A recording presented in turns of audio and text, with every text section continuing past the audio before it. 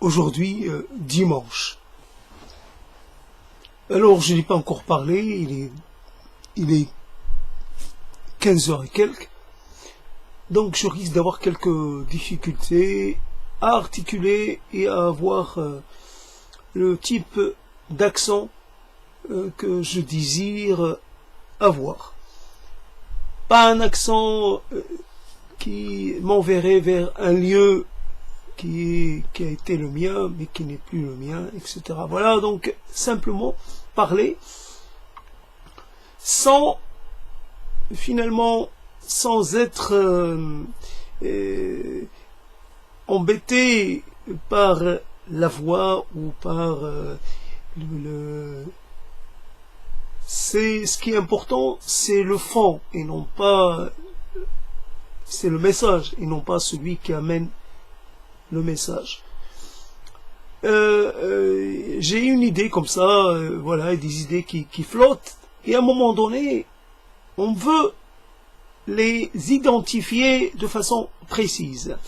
Dans cette œuvre exploratrice,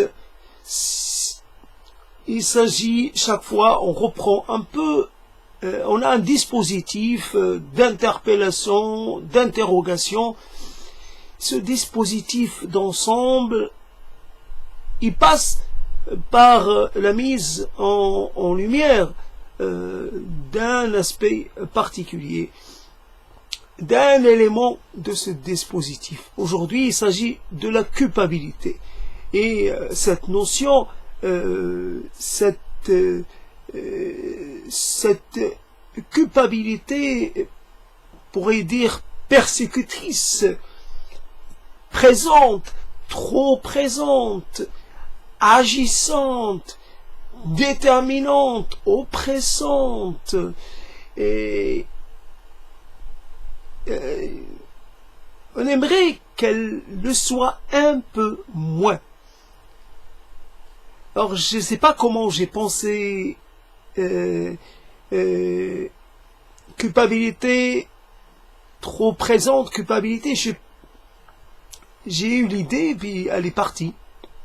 Le temps d'installer la caméra, la webcam, et voilà, le titre est parti. Donc, il faut essayer de le reconstituer autant que possible, mais ça va pas être ça. Donc, je vais espérer retrouver en tout cas, ça tourne autour de la pérennité ou de la permanence du sentiment de culpabilité. Culpabilité encore et toujours, hein. Culpabilité d'hier, culpabilité d'aujourd'hui, culpabilité pérenne, culpabilité sans fin. Qu'est-ce que j'ai fait, moi qui ne m'inscris pas dans l'idée d'un péché, même pas symbolique. Donc, je ne suis même pas dans le mythe oedipien, rien, je m'inscris nullement dans ces affaires-là, ça ne me concerne pas.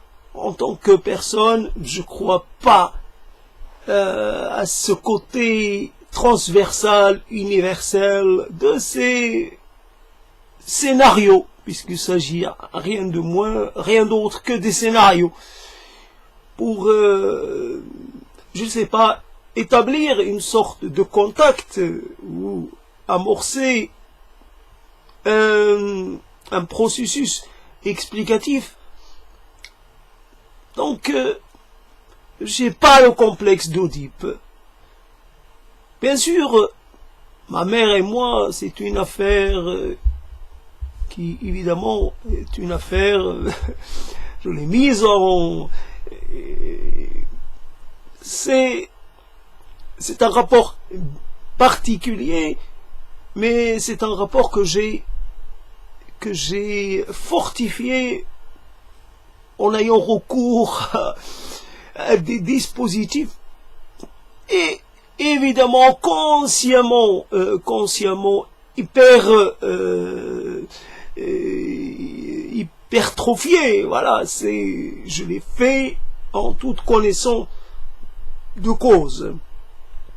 J'ai surévalué le rapport à la mer, je l'ai surdimensionné, j'en ai fait une totalité.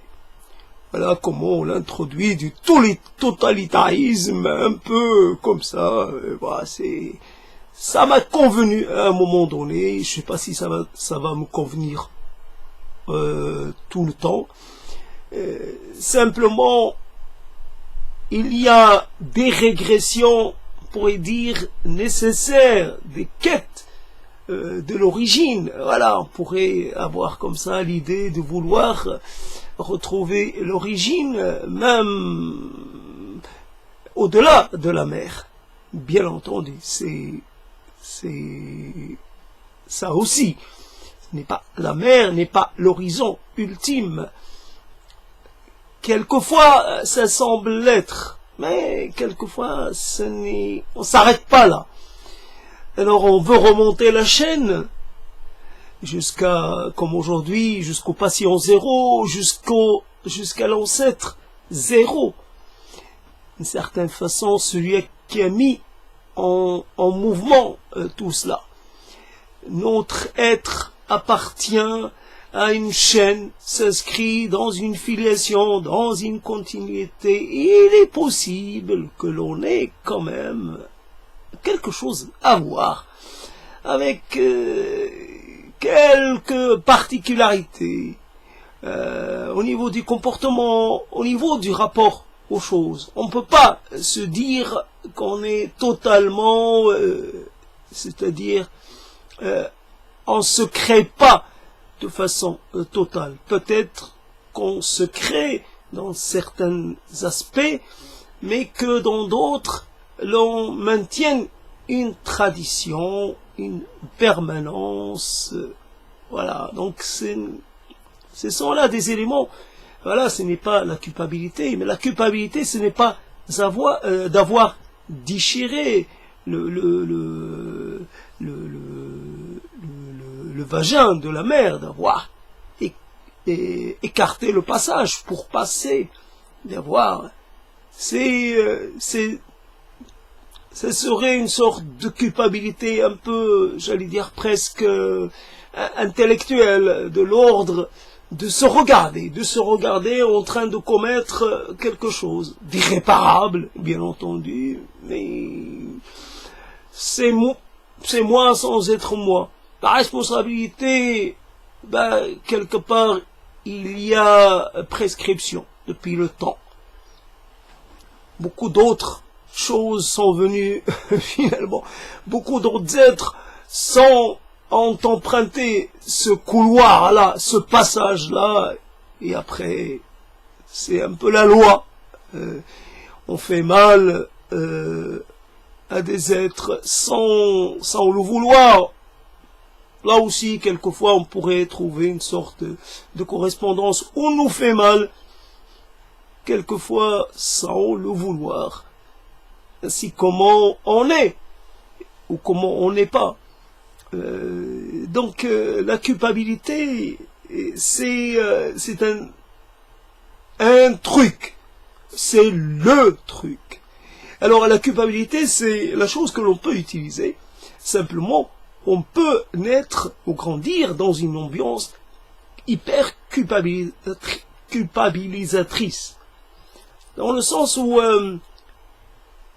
on crée une sorte de lien, de dépendance affective, de dépendance symbolique, voilà. Voici le saint. Et ce saint-là, tu dois le sanctifier. Tu dois jamais oublier ce que tu lui dois à ce saint. Par ce saint, je fonde cette relation de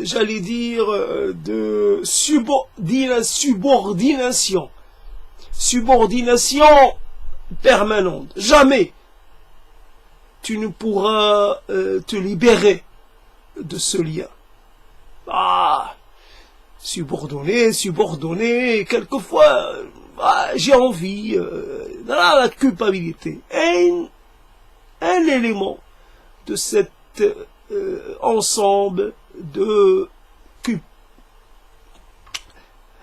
Et donc la chose, on maintient un rapport de dépendance, on peut avoir un rapport de dépendance alimentaire, mais là, on a un rapport comment, quand on dit ardat l'walidin, amskhot l'walidin, c'est à chaque fois une menace, un risque d'être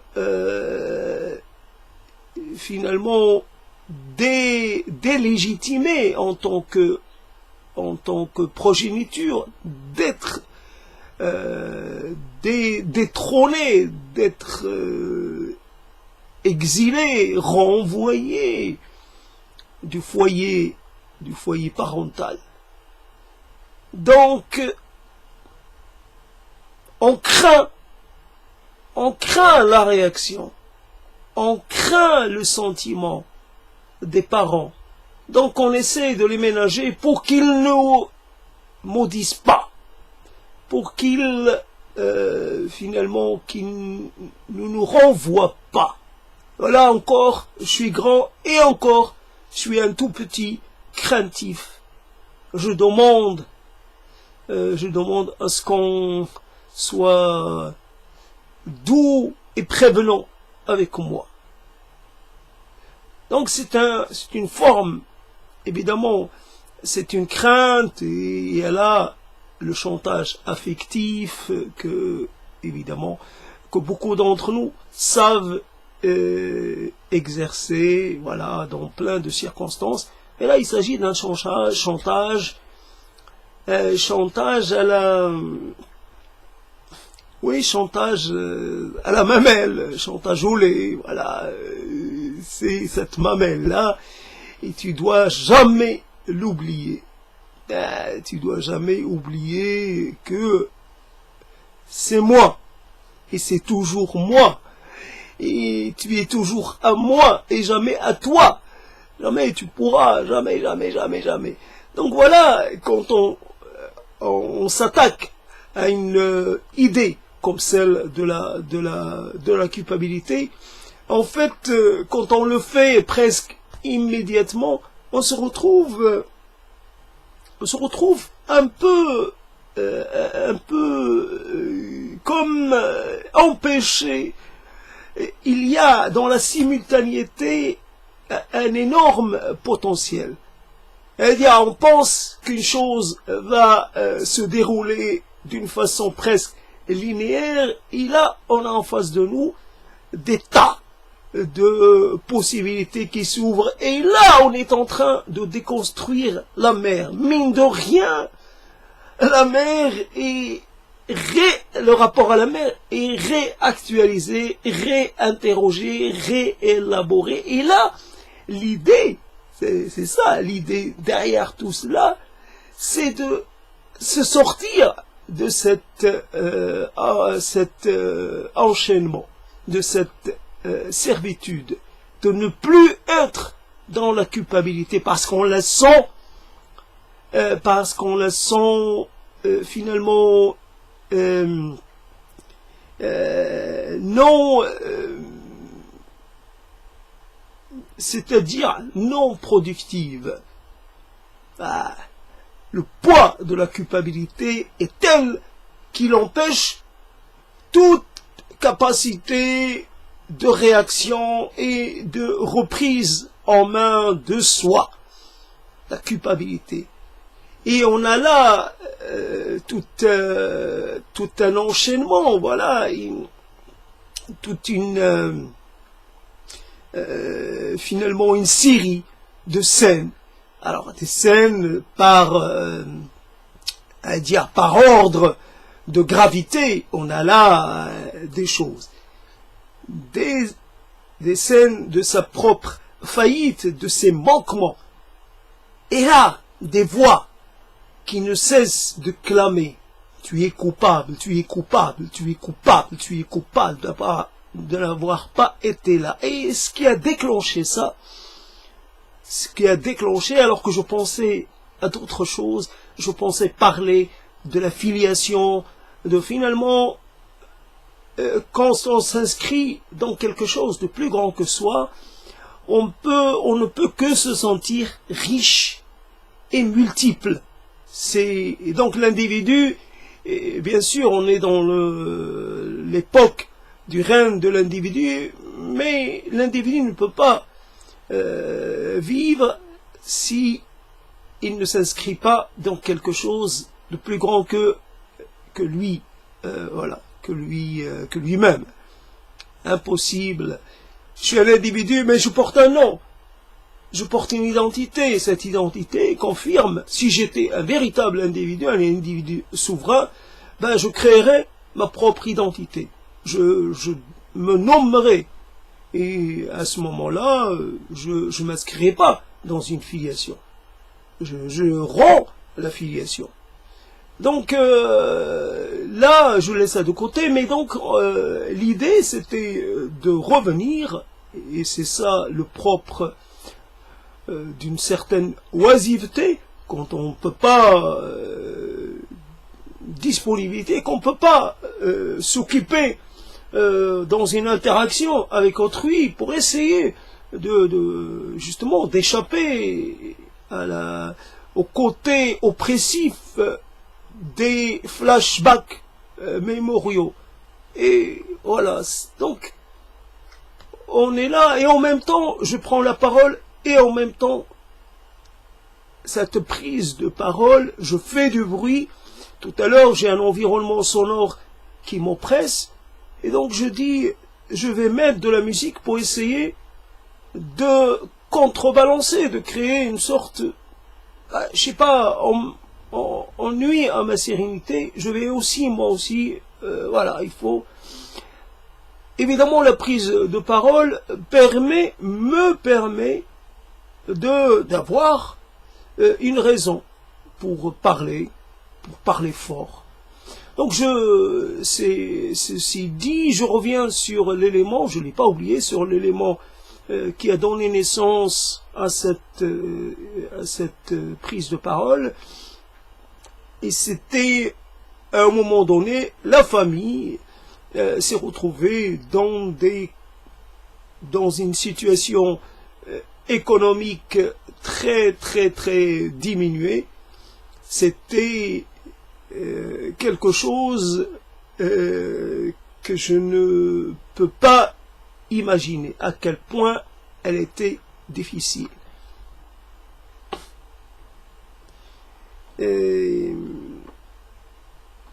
On a tendance à parler dans les rapports intimes entre les gens de passif et d'actif, ce que je trouve totalement faux, mais ce n'est pas ça. Dans l'enfance, on est dans une forme de passivité, que l'on le veuille ou pas. Il y a des gens qui nous placent dans des situations sans qu'on ait notre mot à dire. On est devant des réalités qu'on ne peut pas contrôler d'aucune façon. On est là, acteur, enfin concerné, mais pas participant. On ne peut pas dire non. On ne peut pas dire il faudrait. On ne peut pas tenter d'atténuer. Non. Notre avis ne compte pas. Notre opposition ou notre tentative d'interférence ou d'intervention ne compte pas. Donc il y a un moment où on peut avoir comme ça un continent inexploré, un continent, j'allais dire, un point,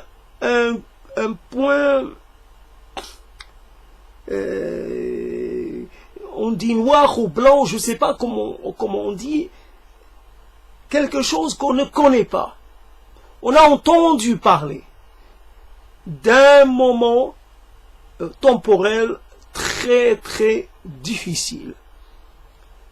mais ça a duré des années, et ça reste, c'est comme, oui, il y a là-bas un continent très lointain, il y a là une terre, mais voilà, ça restera incognita, voilà.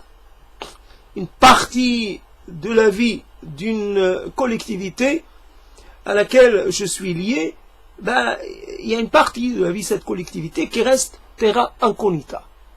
On en a quelques, évidemment, toujours comme toujours, il y a des informations qui circulent, des bouts d'informations, presque quelques propos comme ça qui échappent, mais presque. Je pourrais dire que presque les éléments pour faire naître une légende. La légende des temps difficiles, mais voilà. Alors comment on culpabilise parce qu'on n'a pas été là. Simplement, il y a des choses, on les règle pas de cette façon. On pourrait dire, tiens, t'as décidé de me quitter, mais quitte-moi totalement. On ne quitte pas son groupe d'origine, on le quitte. On essaie de le quitter, parce qu'il y a à un moment donné une envie. Et si je tentais le grand saut, et si je décidais de rompre, on est tenté, voilà, et on fait quelques tentatives dans ce sens. Parce que le groupe d'affiliation première, on le sent comme un groupe quelque part qui a cessé de jouer un quelconque rôle. On l'a dépassé, on l'a laissé de côté, on a besoin de passer à une autre affiliation, presque à une autre inscription sociale. Et c'est notre incapacité à nous recréer qui fait que l'on revient. C'est pour ça que la culpabilité, elle a la culpabilité des derniers jours, la culpabilité qui émerge de plus en plus puissamment et qui s'installe dans son royaume. Elle est là. Elle est, qu'on l'ait invitée ou pas, elle est chez elle. Elle est omniprésente, elle est là. Avec toute la puissance dont elle peut faire preuve. L'hyperpuissance de la culpabilité.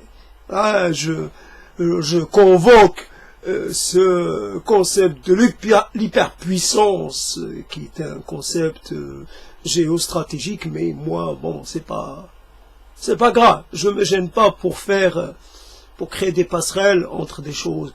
Je estime finalement le pouvoir de la culpabilité, mais à dessein. Parce que on parle, à un moment donné, on parle parce qu'on a un corps qui nous suit.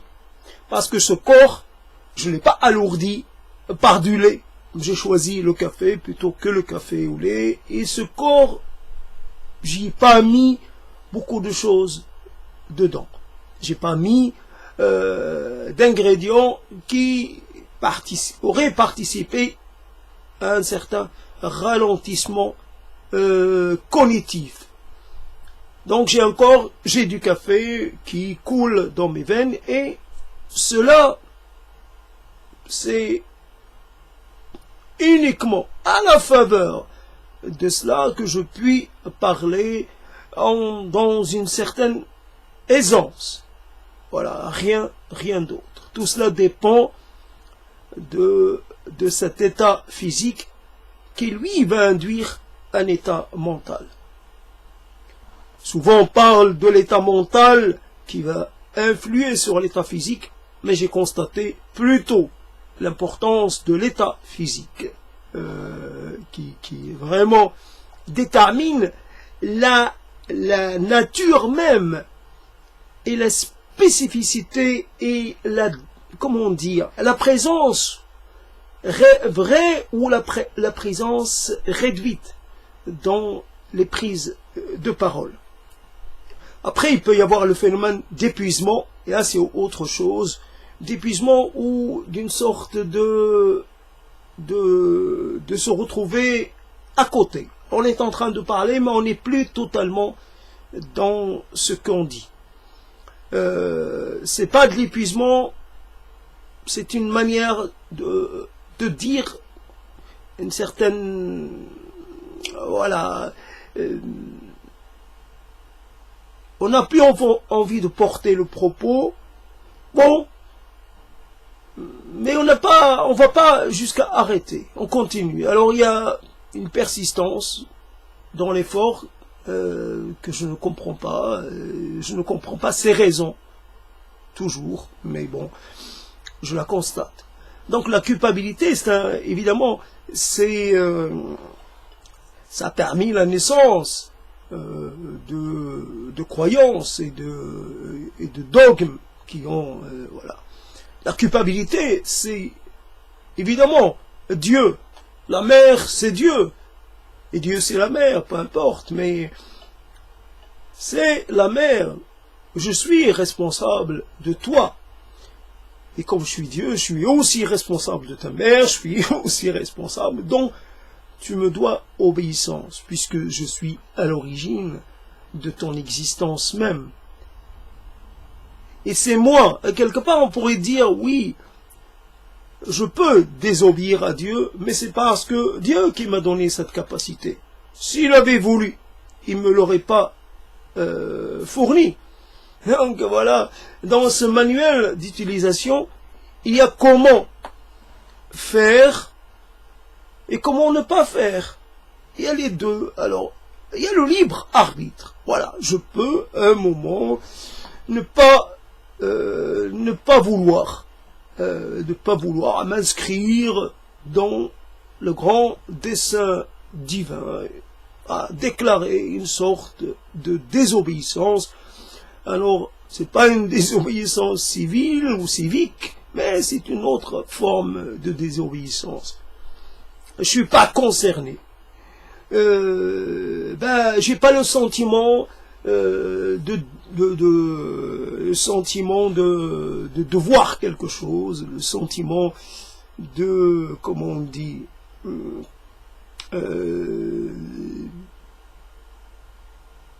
d'une certaine façon, on m'a accordé quelque chose sans me demander mon avis. Si on m'avait demandé, j'aurais peut-être pas voulu. La question est là. Dans ce dispositif dans lequel on interroge les gains et les pertes, voilà, dans la vie, c'est pas que ça s'équivaut, c'est même pas ça. Il n'y a pas de gain, il n'y a pas de perte, il n'y a rien. Ça aurait été intéressant si on était capable de pouvoir, à un moment donné, cesser d'être ce qu'on est, et après, pouvoir comparer, avoir la capacité de vivre différemment, de changer de corps, de changer de conditions, de changer, voilà, ne plus... mon corps dépend de ce que je lui apporte, dépend aussi de cette chaîne de permanence dans laquelle je l'inscris. C'est vrai, le café,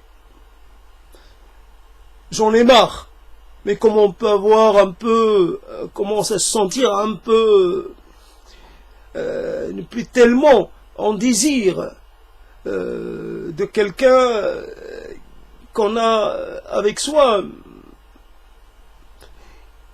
c'est parce que finalement on l'a facilement, on l'a sans effort, et on sait, c'est presque une envie d'aller vers les problèmes.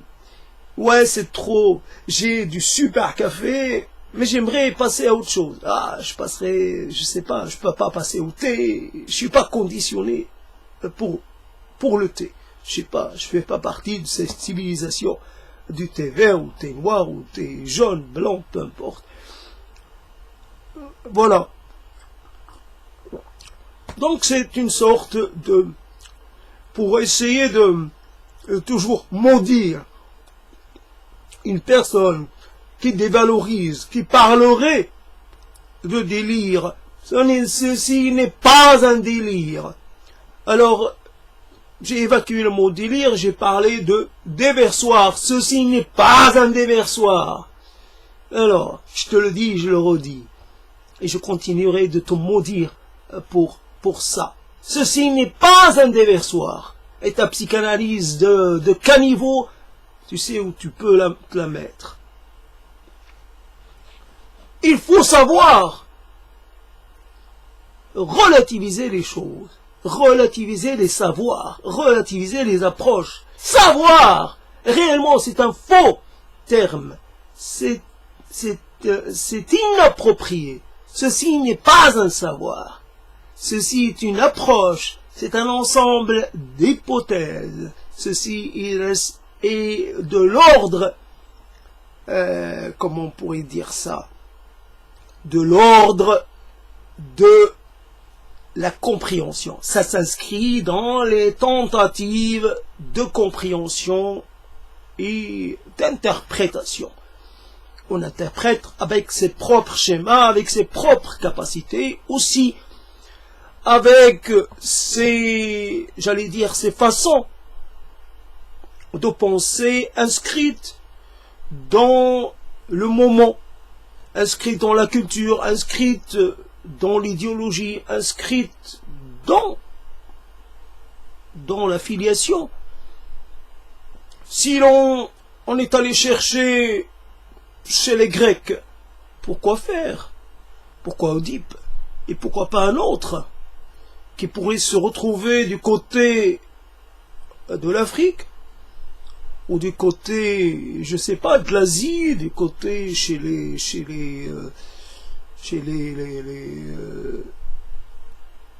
Aryens d'Asie, je sais pas, c'est pourquoi? Parce que c'est évidemment il y a l'omniprésence de la Grèce. La Grèce et l'Europe, voici quelque chose voilà, un rapport de filiation un peu trop présente, un peu trop dominante. Donc on va chercher dans ce que l'on connaît, parce qu'on n'a pas le courage, on n'a pas la force d'aller, puisque voilà, on a appris le grec, on a appris le latin, mais on n'a pas appris le mandarin, on n'a pas appris, je sais pas, le zoulou, on n'a pas appris, Alors, quand on va chercher du côté des autres, on produit des types de savoirs. Voici les sauvages, voilà, les sauvages un peu comme les hommes primitifs, un peu comme les hommes heureux, comme au début des temps, voilà, les hommes qui ne connaissent pas ceci, pas cela, parce qu'ils sont liés à la nature, parce qu'ils n'ont pas la pensée complexe, parce qu'ils n'ont pas parce qu'ils sont sauvages, parce qu'ils sont restés sauvages, parce qu'ils sont restés naturels, parce qu'ils n'ont pas atteint le raffinement, parce qu'ils ne sont pas passés par tel ou tel stade. Ainsi, ce charabia, ces approximations lourdes de conséquences. Donc il n'y a pas de savoir. Il n'y a même pas de savoir dans le domaine des sciences exactes. Il n'y a que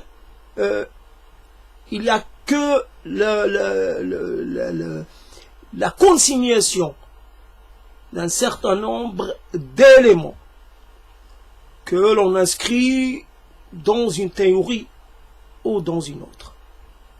En fonction de nos connaissances, en fonction de nos appareils de mesure, en fonction de nos techniques, en fonction de notre cognition, nos capacités cognitives, nos capacités intellectuelles. On ne peut pas imaginer un monde qui ne puisse pas avoir un minimum de rapport avec le nôtre. Il y a toujours une origine, il y a toujours un début, une fin. Rien que cet élément de déterminisme, cet enchaînement déterministe, rien que cela. Il peut y avoir des mondes, des dimensions dans lesquelles les choses sont enserrées, qu'il n'y a ni début ni fin. Pourquoi pas? Et qu'en fait, il peut y avoir concomitamment des débuts et des fins et toute une série de choses. Des gens ont essayé d'imaginer cela, mais notre imagination ne peut pas échapper, ne peut pas se libérer de notre condition physique, qui est elle-même finalement déterminée par, qui détermine notre condition intellectuelle. Ce que nous voyons, nous l'interprétons. Mais il faut d'abord qu'on nous l'ayons vu, que nous l'ayons constaté et peut-être reconstaté, toujours en ayant recours à la vision. Évidemment, on peut passer à l'audition, après on peut passer à peut-être un contact, expérimenter la chose par le contact, par le toucher. Mais d'abord, c'est la vision qui détermine. S'il y a un rapport entre deux choses, on le constate de visu. On ne le constate pas dans nos rêves ou dans nos moments de semi-conscience. On le constate réellement. Et on le fait constater à d'autres. Encore une fois, de visu. D'abord, constatons que cette chose que l'on met en place se transforme et, comme on dit, évolue. Voilà. Elle était comme ça, elle avait une dimension, puis elle a changé de dimension. Cette plante qui est apparue, il y a 3 jours, une plante est apparue. Elle a une capacité de pousser qui m'étonne. Je ne peux pas identifier cette plante. C'est un arbuste. Qu'est-ce que c'est que cet arbuste? Il semble finalement, voilà, cette force. Et moi je constate cette force d'émergence. Et je ne peux qu'être malgré tout ébahi devant ça. C'est une chose que je n'ai pas mise en place, que je n'ai pas désirée. Quoique je désire être surpris, en fin de compte. Je mets en mouvement des choses. Là, je ne me prends pas pour un dieu du tout, peut-être pour l'hyper, comment dire, comme un fabricant de monde, ou comme une sorte... mais malgré tout, évidemment c'est un concours de circonstances, et parce que je suis confiné que je fais ça. Je fais ça en fonction de ce que j'ai. J'ai un rebord de fenêtre. Si j'avais de l'espace, je ferais autrement. Et là, je fais n'importe quoi. Je suis celui qui permet l'émergence, mais en même temps, qui n'offre pas les conditions les plus, comment dire, légitimes pour que cette émergence puisse se passer normalement. Je mets en même temps en existence des centaines, voire des milliers d'éléments vivants. Cela est quelque part une faute, une lourde faute de ma part. Après, je constate ce phénomène éruptif et je ne sais pas quoi faire, comme une fois où j'ai été dépassé par la capacité des pucerons à se multiplier. Je constatais le phénomène de la naissance. Un puceron naissait totalement formé et prêt à vivre sa vie de puceron. Et à un moment, voilà, le phénomène s'accélère et il me dépasse. Je suis dépassé. Donc on peut constater, on est là, on constate divers phénomènes. Moi, simplement dans mon espace de vie, et d'autres dans un laboratoire ou dans des conditions beaucoup plus qui permettent de constater plus, de constater mieux, de constater en collaborant, finalement en s'adjoignant les compétences et le concours des autres. Donc la culpabilité, revenons sur la culpabilité. C'est ça qui est intéressant, c'est que finalement, on veut pas servir, je veux pas servir la culpabilité. Ça devient un élément secondaire, mineur même, du propos. Tout sauf la culpabilité. Parce que le risque, c'est quoi? C'est quelqu'un qui règle ses comptes avec lui-même. Ah, le risque. Voici quelqu'un d'autre qui veut faire un peu, qui ne veut pas payer les frais d'un consultant. Voilà. Qui veut s'émanciper, ou comme on dit, un autre terme, qui veut se passer de l'autorité même d'un compétent. Lui-même, il s'autorise, il se comporte comme s'il pouvait se dédoubler. Je suis mon propre, finalement, je suis analyste et analysé. Analysant et analysé. Pourquoi pas, je m'en fous. C'est on produit de la parole dans ce sens, un sens totalement presque que l'on peut deviner à l'avance. Ça n'a aucun intérêt. Il y a des gens qui sont prêts à produire toujours presque du réplicatif. Voilà. Et moi, c'est pas moi qui, dans cette histoire, ce n'est pas moi c'est pas mon moi qui m'intéresse. C'est les concepts en eux-mêmes. Et c'est ma capacité à générer presque du désordre, à créer du foutoir dans ce monde. Donc, tout sauf être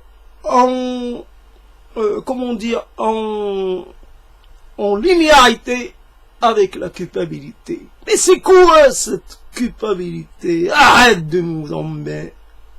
Arrête de nous... avec ce concept-là. Tu en fais un concept central. Mais c'est quoi un concept central? C'est quoi un concept pivot? Tu veux faire tourner autour de ça. Mais je comprends qu'on puisse tourner, je sais pas, j'ai assisté à l'opération, comme on appelle l'opération de après les moissons, voilà, donc on fait tourner, on peut faire tourner un chameau ou un âne autour d'une machine à extraire de l'huile, comme ça, ou à faire remonter de l'eau, quelque chose, aussi des animaux de la ferme, pour essayer de battre le blé. On peut faire ça à un sens. Ça a un sens, parce que finalement, ça aboutit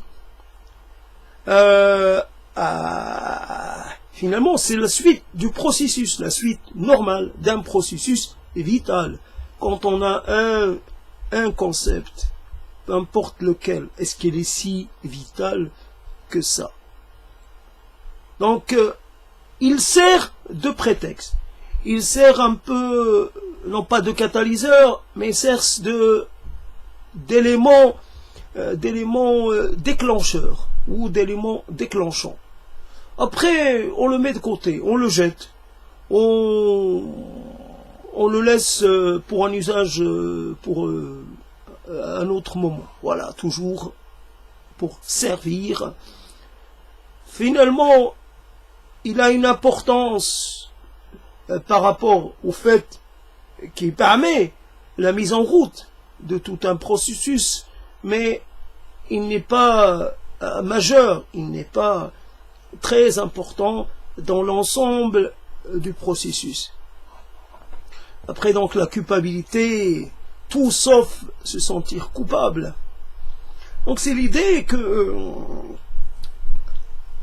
l'on est quand on est dans le déjugement. Je sais pas, le fait de se délégitimer.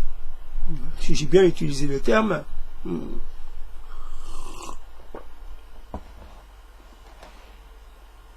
simplement,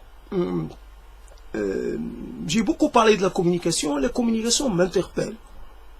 En tant qu'art oratoire, en tant que mécanisme de transmission des messages. Comment l'on arrive à faire passer un message à quelqu'un, et ce message doit être clair et relativement épuré. J'ai récupéré le mot épure que j'ai déjà traité de la bouche de quelqu'un qui lui-même n'est pas dans l'épure. C'est ça le problème, c'est que en fonction du moment que l'on a, on doit sélectionner les éléments que l'on va mettre, que l'on va consigner dans le message. Tous les éléments, même si ils sont importants, ne sont pas bons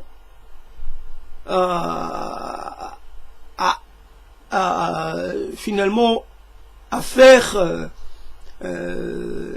partie du message. Ils peuvent même créer créer des diversions, créer des sortes de nuire au message global. Comme on peut parler du parasitage dans la communication. On peut parler aussi là, et c'était juste là encore une fois une insertion, mais qui n'a pas grand chose à voir avec le propos tel qu'il s'est déroulé jusqu'à maintenant. Mais pourquoi pas, j'avais envie de la mettre tout de même. C'est vrai que le problème que j'ai, c'est ça la chose. C'est que le fait que je me retrouve un peu à côté de mon dire, c'est parce que j'ai des choses dans les oreilles. Et qu'à un moment donné, au début, ça se passe bien. Et au bout d'un moment, j'entends ma parole et je l'entends évidemment avec un petit retard. Il y a un effet normal, physique, normal, au moment où j'émets le son, il parvient avec un petit décalage à mes oreilles. C'est ce décalage que j'entends, et en plus, avec les bouchons dans les oreilles, la voix est atténuée, alors qu'elle est assez élevée, mais bon, voilà, donc ces deux aspects nuisent à ce que m'empêche de vraiment être je me retrouve un peu à côté, d'où voilà, j'ai déjà averti de ça, de ce phénomène de décalage ou de déconnexion. Malheureusement le terme est un peu, mais il y a une forme non pas de divorce, mais d'éloignement par rapport à ce que l'on avait envie de mettre mettre en mouvement. Voilà, l'essentiel, voilà. Mais ce n'est pas grave, parce que l'essentiel, justement, c'est d'éviter d'aller à l'essentiel. Tout sauf penser qu'une chose a une importance comparée à une autre. Il a de nouveau quelqu'un, cette même personne que j'ai maudite il y a pas longtemps, qui va dire, tu commences à avoir de la pensée. Et ça, ce sont des choses qui ne doivent pas être dites. Ça veut dire, ce n'est qu'un début. Tu es balbutiant, tu es un apprenti, tu commences. Ça ne veut pas dire que tu vas arriver. Tu commences, mais il se peut que tu restes dans les commencements. Tu commences. Tu es petit. Et c'est là, on suit cette chose-là qui reste en permanence inscrite dans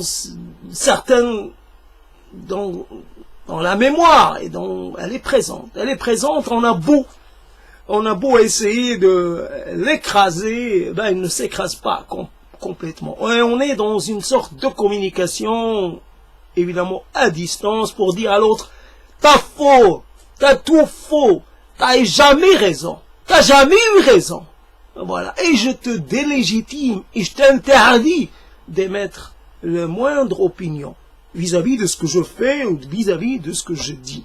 Et donc l'idée, là aussi, c'est de ne pas s'inscrire dans, finalement, dans les schémas ou dans les limites ou dans les cadres habituels. C'est-à-dire, il n'y a pas d'élément central, il n'y a pas d'élément fondateur, il y a simplement, il y a quelque chose d'autre. Il y a quelque chose d'autre, à laquelle pour l'instant, je n'ai pas accès. Quelquefois, je la côtoie, je la sens présente. Mais en ce moment, je suis un peu touché par un certain alourdissement. Voilà, un moment de montée, d'ascendance est en train de retomber. Donc je suis victime de la fatigue, évidemment, bientôt 1 heure de prise de parole. Ça doit faire son effet. Alors, simplement,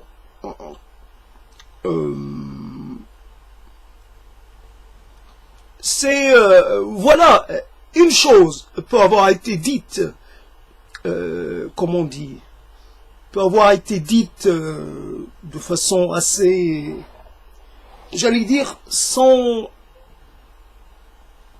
penser à mal, sans réellement avoir la volonté de nuire, et de nuire en permanence. Voilà une prise de distance. Une opinion marque une prise de distance, une prudence même. C'est-à-dire que la personne peut avoir oublié totalement ce qu'elle a dit ou ce qu'elle a pu voilà, émettre à un moment donné. Et c'est là le problème de la culpabilité. C'est des choses qui restent présentes trop longtemps, trop souvent. Et donc cette hyper-présence d'une scène qui est somme toute ordinaire, des gens interagissent, qu'une partie des interagissants trouve son compte et qu'une partie non, et qu'une autre non, c'est normal, ça fait partie des risques de l'interaction. On n'est pas dans la perfection, on n'est pas dans la relation parfaite, on n'est pas dans la capacité à aucun moment d'être dans la préservation. Se préserver pour ne pas se culpabiliser plus tard. J'aurais dû faire plus, j'aurais dû parler mieux, j'aurais dû agir mieux, j'aurais dû être. Voici comme quelqu'un. Voilà l'idée. L'idée, quelqu'un a perdu finalement sa génitrice. Et à un moment donné, il a le sentiment d'une perte qui n'a pas son pareil. On peut le comprendre, mais jusqu'à un certain point. Parce que fondamentalement, qu'est-ce qu'il pouvait faire? Qu'est-ce qu'il a fait? Qu'est-ce qu'il pouvait faire? Il y a un manque. Il y a d'un côté une hyper-présence de certaines choses très liées souvent au passé, inscrites dans le passé, et pourtant on oublie de s'impliquer et on oublie les éléments du présent. Le présent crée des sortes de divergences. Il y a quelqu'un qui est en ce moment en train de développer, finalement, de présenter les premiers symptômes d'une pathologie. Cette pathologie pourrait être lourde de conséquences pendant que l'on pleure quelqu'un qui a été victime d'une pathologie, quelqu'un dont la pathologie a réussi à venir à bout, on oublie qu'il y a d'autres personnes. Cette même pathologie, cette pathologie n'a pas disparu. Ou une autre, ou une autre. Voilà le côté perfide, le côté un peu, le côté stérile de la culpabilité. Il faut d'abord, comme on pourrait dire, il faut d'abord s'attaquer au présent, à ce qui dysfonctionne dans le présent. Après, si on a le moyen, parce que là, pour le présent, on a des moyens concrets. On a la capacité d'agir, même si cette capacité est limitée par définition. On n'est pas omniscient. Donc, il n'y a pas de problème. On n'a pas de pouvoir. On n'a pas de pouvoir. On a peut-être le désir de convaincre, j'allais dire de convertir. C'est tout. On n'a pas le pouvoir de réellement faire éveiller l'autre. Essayer de le convaincre par exemple, de l'urgence, d'un changement de comportement, d'une modification même du système des pensées. Il y a des ruptures. Alors les ruptures, toujours les ruptures épistémologiques. J'arrive jamais à comprendre ce mot épistémologie, mais je passe. La psycha a essayé, voilà. Vas-y, confesse. Confesse que quoi que tu fasses, le mot épistémé, t'arrives pas à t'en souvenir. Tu seras pas bon dans ce domaine-là. N'essaie même pas. J'essaie pas. Je peux utiliser un peu comme ça, à tâtons, le mot épistémé, mais après, qu'est-ce que ça veut dire?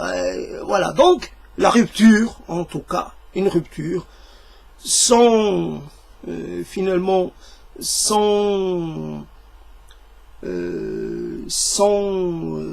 comment on appelle ce truc, sans suffixe, voilà, c'est une rupture. Une rupture dans les modes de pensée, les modes d'approche et les modes d'interaction avec le réel, son réel, et le réel collectif, le réel autour de soi. Donc, voilà. Donc l'idée est que souvent on nous a parlé par le passé du pouvoir du roseau, du pouvoir del qalam, comparé à celui de l'épée. C'était une sorte de leçon. Voilà, on essaie de porter notre connaissance, notre attention sur l'importance du verbe. Voilà. On en a quelques preuves. C'est pas qu'on est convaincu.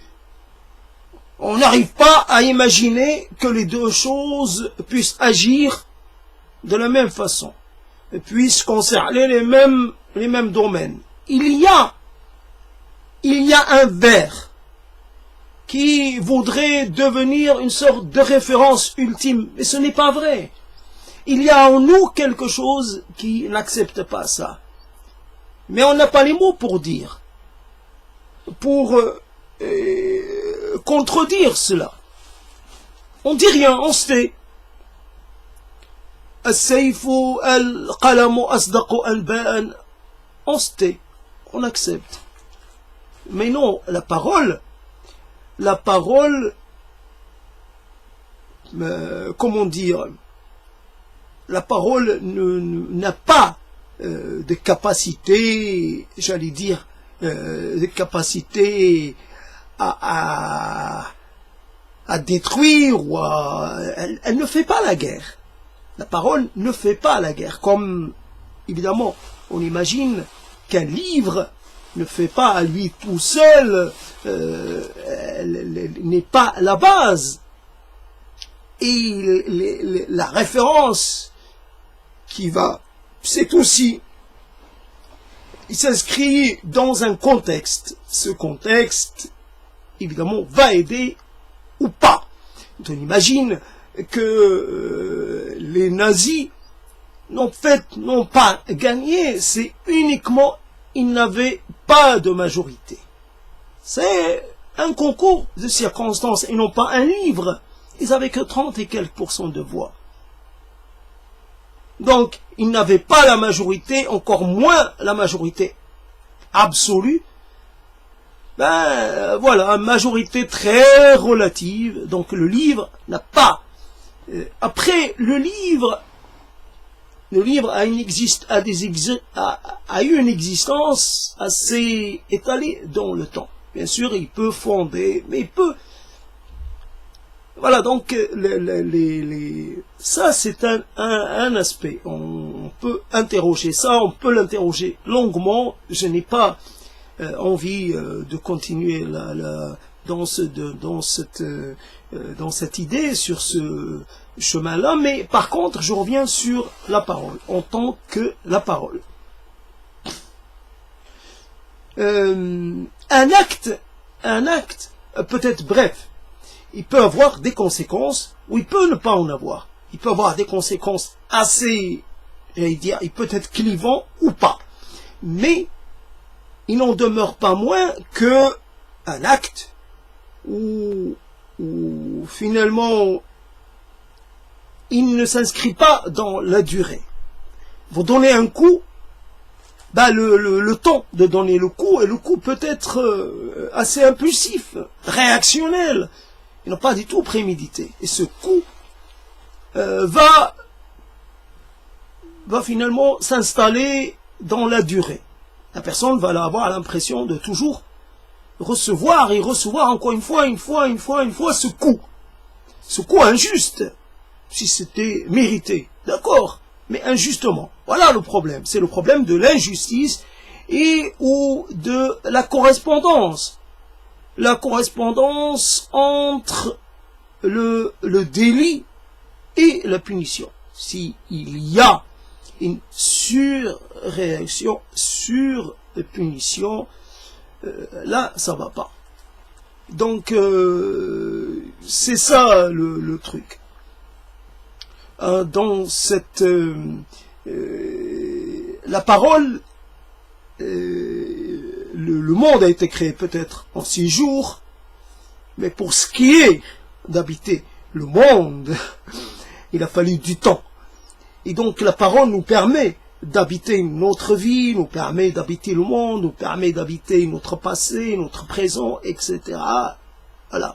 La parole est ce qui fait de nous des êtres à tiroir, des êtres à mystère, des êtres presque infinis. Nous pouvons prendre les mêmes thèmes et en fonction de l'instant, en fonction de la disponibilité physique, en fonction de la mémoire, de ce qui va finalement se présenter. Alors, je sais pas, je tends la main, je suis là, je tends la main, mais voilà, j'aurai quelque chose en fonction des passants, en fonction de l'humeur des passants. Le même passant va un jour mettre la main à sa poche et puis donner une petite pièce. Un autre jour, il va rien donner. Un autre jour, autre jour, il va peut-être donner beaucoup plus. Et c'est ça. Donc, on est là, présent, mais on est finalement à la merci de ce que la mémoire, de ce que la langue, de ce que le corps, de ce que plein de choses veulent bien nous doter. Voilà, je suis doté de ça, mais voilà, je suis doté que de ça. Donc, je peux avoir une grande dot, comme je peux être, voilà, mal doté. C'est toujours une chose. Alors évidemment, quand on parle de dot, là aussi un lien se crée immédiatement pour essayer de se replacer dans un contexte culturaliste, dans un certain contexte, c'est la fille qui amène la dot, dans d'autres c'est le contraire, et la chose d'être doté. Qu'est-ce qu'on a en soi, de ce qu'on possède en propre. La nature m'a doté d'une constitution, d'une capacité, et aussi ce dont on nous a doté. J'ai été doté par un patrimoine, j'ai été, d'une certaine façon, je peux me reposer sur quelque chose, et cette chose change en fonction de mon inscription dans tel ou tel milieu social, de mon affiliation à tel.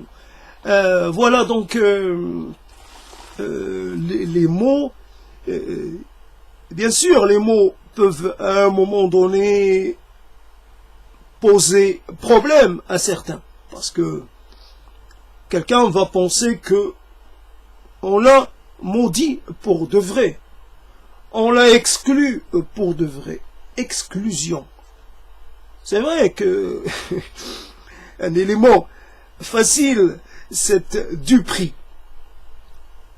Je vois sur un portail chien méchant. Si quelqu'un se mettait à mettre chien très méchant, là ça va pas. Il faut pas en faire trop. Chien méchant, ça suffit. Ça se comprend immédiatement. On peut jeter un coup d'œil, mais on ne va pas s'approcher du portail pour vérifier s'il y a réellement un chien. Donc on comprend qu'il y a un chien. Alors, comme pour les caméras de surveillance factices, là il peut y avoir un panneau factice. Donc chien méchant, voilà, se tenir à distance. Parce que le désir de se préserver est plus fort que celui d'aller vérifier de la véracité, de la réalité de la menace. Donc, les mots, il faut faire attention. C'est comme ces panneaux. Ça peut être... il faut essayer de mettre un peu de distance. Mais d'accord, chien méchant. Mais moi, je suis pas concerné. Je suis pas un facteur, je suis pas un... je sais pas... comment on appelle ça, je suis pas un démonstrateur, je me tiens à distance normalement. Après, j'ai une destination à atteindre, donc voilà, je regarde, il y a là une maison, une deuxième maison, il y a là un écriteau, il n'y a pas d'écriteau, après, peu importe. C'est symboliquement, ce sont des territoires auxquels je n'ai pas accès, que je laisse finalement tranquille. Je n'empiète pas sur ces territoires, qu'il y ait un chien ou qu'il y ait un écriteau, chien menaçant ou pas. J'ai rien à y faire. Moi, mon but, c'est d'aller quelque part. Je viens d'un endroit et je veux aller vers un autre endroit. Donc, si je commence à m'intéresser à ce que je vois sur le chemin, ça va me ralentir, ça va rien m'apporter. Soit je vais voir quelqu'un qui va m'introduire chez lui, et normalement, c'est en sa présence que j'ai envie, c'est sa présence qui compte, je vais aller chez lui. Ou alors je vais chez moi. Donc, ce qui m'intéresse, c'est d'aller chez moi. Donc, les mots, finalement, qu'on utilise, c'est là aussi une manière d'effaroucher. Celui qui s'effarouche facilement, voilà, tant pis pour lui. Et celui qui, malgré tout, essaie de voir, est-ce qu'il y a autre chose? Est-ce qu'il y a une contextualisation? Est-ce que c'est réellement l'opinion profonde de cette personne? Est-ce que ce qu'elle dit là, comment elle se dispose vis-à-vis de ce qu'elle dit. À quel degré j'allais dire, d'appartenance je maudis quelqu'un, mais sur une échelle de 10 ou de 12, ça va être de l'ordre niveau 3, en croissant, hein, c'est pas décroissant, c'est, voilà, c'est bénin, c'est relativement bénin, donc voilà, ou même 2, 2,5, je nuance, mais je vais pas au-delà de 3, alors que s'il y a des gens que je vais finalement peut-être placer à l'échelon 9, par exemple. 9 ou 10 ou même 12, à la limite. Parce qu'ils sont fondamentalement, d'une certaine façon, ils ne fonctionnent que négativement. Totale négativité. Ça ne fonctionne pas, il n'y a pas d'aller-retour. C'est les anti-modèles absolus. Il n'y a pas de circonstances atténuantes pour eux. Il n'y a rien qui puisse les sauver de cette malédiction ou de cette mise au rebut parfaitement intellectuel, tout simplement, parfaitement mental, il n'y a rien d'autre. Là, on est dans le domaine des mots, il n'y a pas de passage à l'acte. Voilà les mots.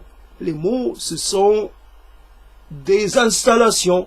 Alors, comme on parle d'installations artistiques, installations, je ne sais pas quoi, ce sont des installations provisoires. Comme pour les foires, ça revient périodiquement. Il y a des choses qui reviennent, il y a des choses qui ne reviennent pas. Voilà, c'est comme ça. Là aussi, ce sont des jeux. Ce sont des jeux, voilà, de placement, de déplacement, des jeux de mouvement, des jeux d'interopérabilité, je sais pas, je pourrais dire même d'interpolation, peu importe, c'est simplement comme ça. Alors, la chose, vraiment, je me sens en difficulté à cause de c'est ça qui est marrant, c'est que j'ai les bouchons dans les oreilles, j'ai un casque sur les oreilles. Le sentiment de sécurité a été transféré aux bouchons et au casque. Je n'entends pas, je n'entends rien, et pourtant je garde le casque. Donc c'est dans un moment où on est dans un sentiment malgré tout. Il y a des éléments dans l'environnement qui sont des éléments de réduction de tout ce que l'on peut porter en soi.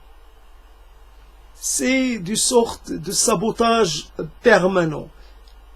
Ça, le sabotage, c'est un processus lent, mais par contre répétitif, jusqu'à ce qu'on finalement ça finisse par créer des béances et des chemins et donner le moyen à l'adversité et d'accéder à votre domaine propre. Vous vous défendez et vous êtes quand même menacé parce qu'il y a des éléments qui s'acharnent à vouloir abattre vos défenses. Ils le font bien parce que c'est leur fonction, parce qu'ils sont doués pour cela. Après donc, les murs, ça tient le temps que ça tient. Après, il peut y avoir un effondrement de tout le système de défense.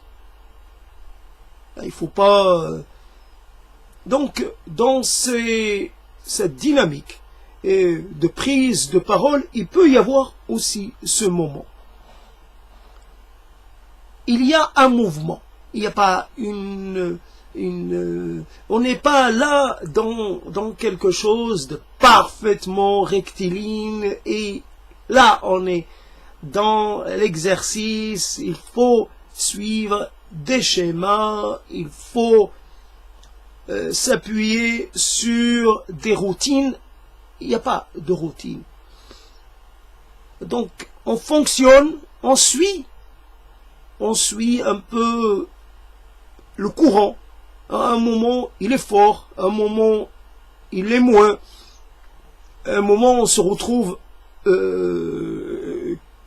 un peu conduit vers les berges. À un moment, on se retrouve vraiment emporté par le courant, et on est tout à fait à l'opposé des berges.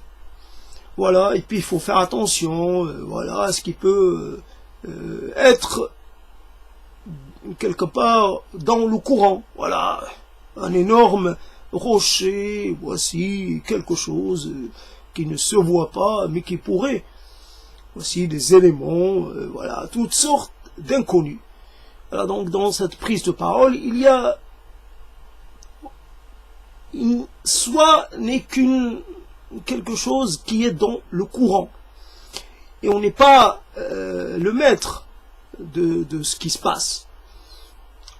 Voilà, donc c'est des moments, c'est des instants qui différents à chaque fois, et donc à un moment donné, le courant s'affaiblit, voilà, ça s'arrête. Voilà, donc obligé de s'arrêter parce qu'il n'y a plus cette force, il n'y a plus cette poussée, il n'y a plus voilà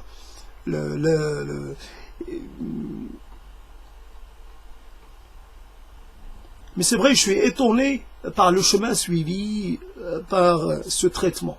Comment il a commencé de façon presque, j'allais dire, un peu sur l'ordre de la didactique. Voilà comment je vais parler. Je vais parler de la culpabilité, alors je vais serrer. Voilà, tel ou tel élément. Voici mes culpabilités successives. Voici mes culpabilités les plus impactantes. Voici les culpabilités un peu légères, un peu presque supportables. Voici l'insupportable de la culpabilité, et voici le supportable, voici l'inacceptable, voici. Ça n'a pas pris cette orientation-là. Et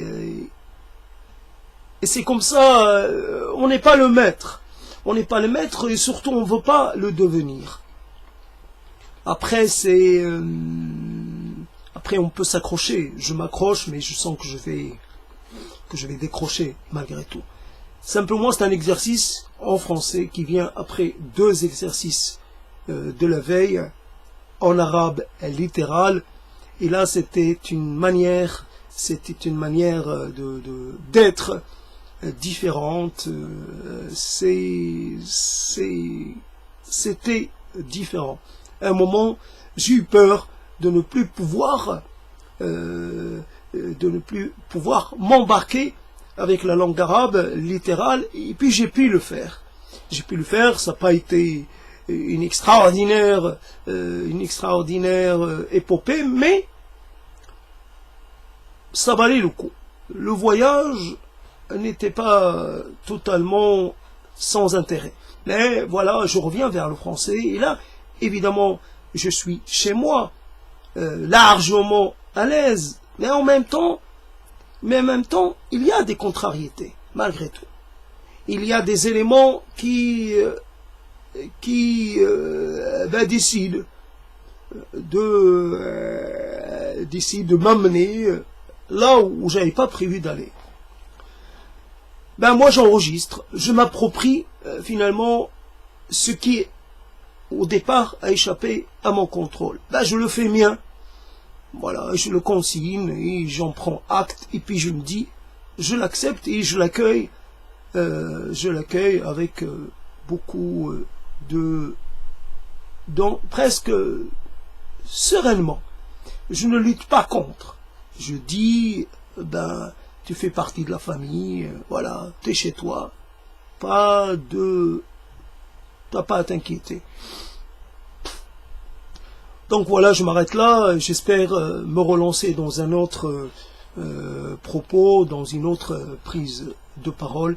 Ceci a été ce qu'il a été, et puis voilà, on peut rien y changer, et c'est là aussi une chose un peu particulière à devoir enregistrer.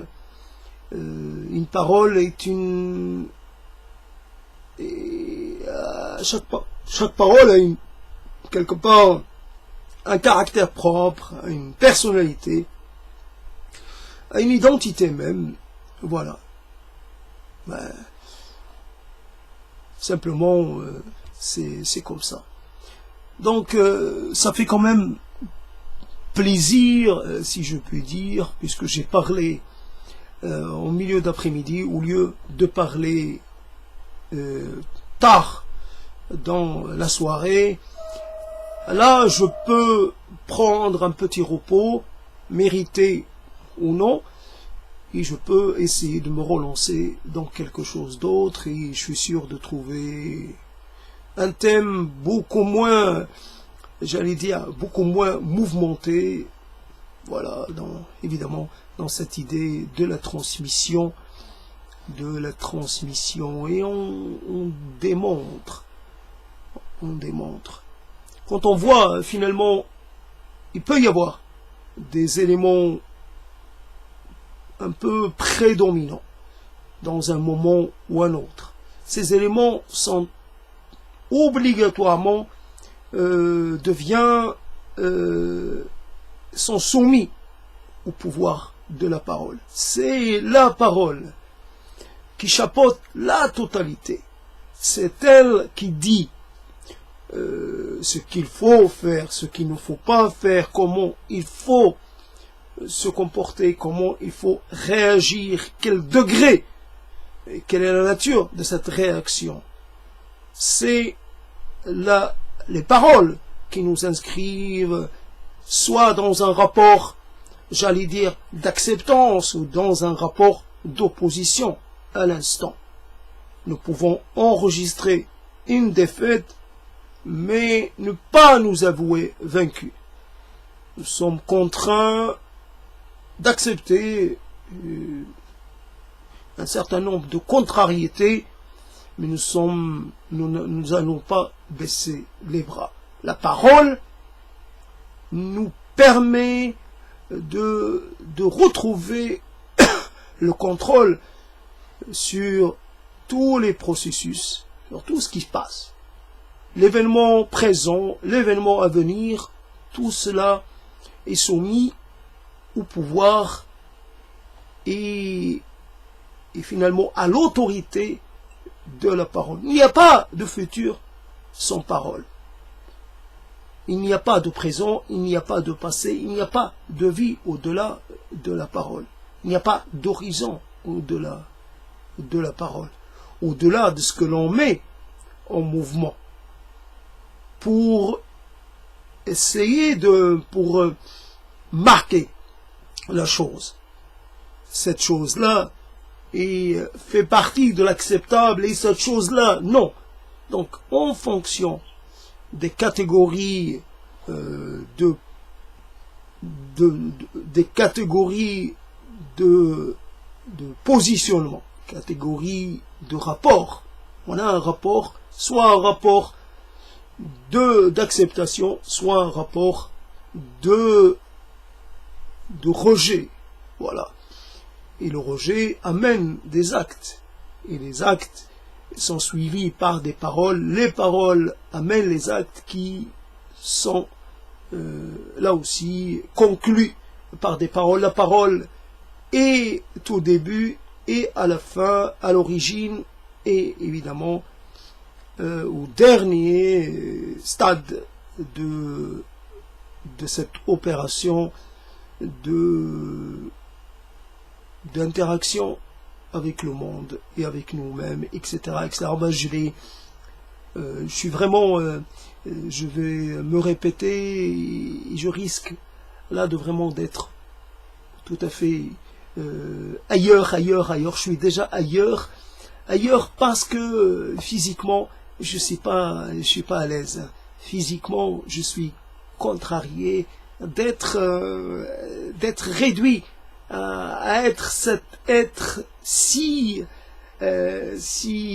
peu capable de réactivité, et